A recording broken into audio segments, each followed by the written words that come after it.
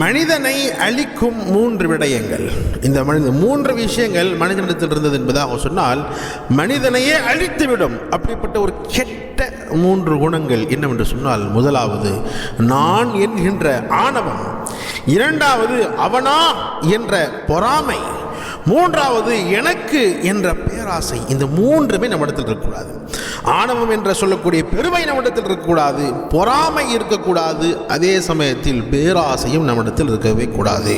நபிகள் நாயகம் ஸல்லல்லாஹு அலைஹி வஸல்லம் அவர்கள் சொல்வார்கள், மன் தகப்பர வதஅஹு அல்லாஹ், யார் பெருமை அளிக்கிறார்களோ அவர்களை அல்லாஹ் வீழ்த்தி விடுவான் என்பதாக சொன்னார்கள். அதே மாதிரி பொறாமை என்ற விஷயமும் மனிதனிடத்தில் இருக்கக்கூடாது. ரசூல் ஸல்லல்லாஹு அலைஹி வஸல்லம் அவர்கள் சொல்வார்கள், இய்யாக்கும் வல் ஹஸத் ஃபைனல் ஹஸத யாக்குலுல் ஹஸனாத் கமா தஅக்குலுன் நார் அல் ஹதப்.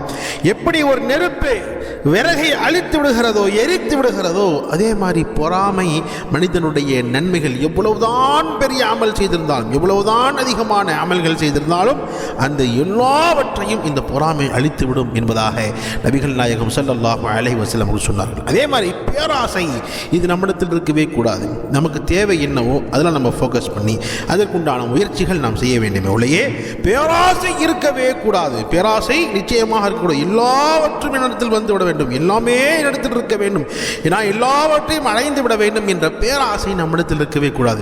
அல்லாஹ் எதை கொடுத்திருக்கிறானோ அதை கொண்டு சந்தோஷப்பட்டோம் என்று சொன்னால், அதை கொண்டு அல்லாஹ்க்கு நன்றி செலுத்தினோம் என்பதாக சொன்னால், அல்லாஹ் நிம்மதியான முறையில், அல்லாஹ் சந்தோஷமான முறையில் நமக்கு அந்த நியாமத்துகளை அதிகப்படுத்திக் கொண்டே இருப்பான் என்பதிலே எந்த விதமான சந்தேகமும் இல்லை. குர்ஆன் சொல்லுகிறது, லஇன் ஷகர்தும் லஅஸீதன்னகும்.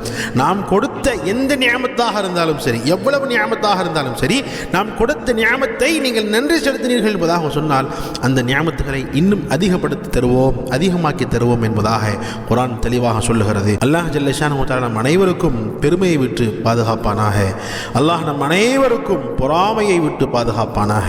அல்லாஹ் நம் அனைவருக்கும் பேராசையை விட்டு பாதுகாப்பானாக.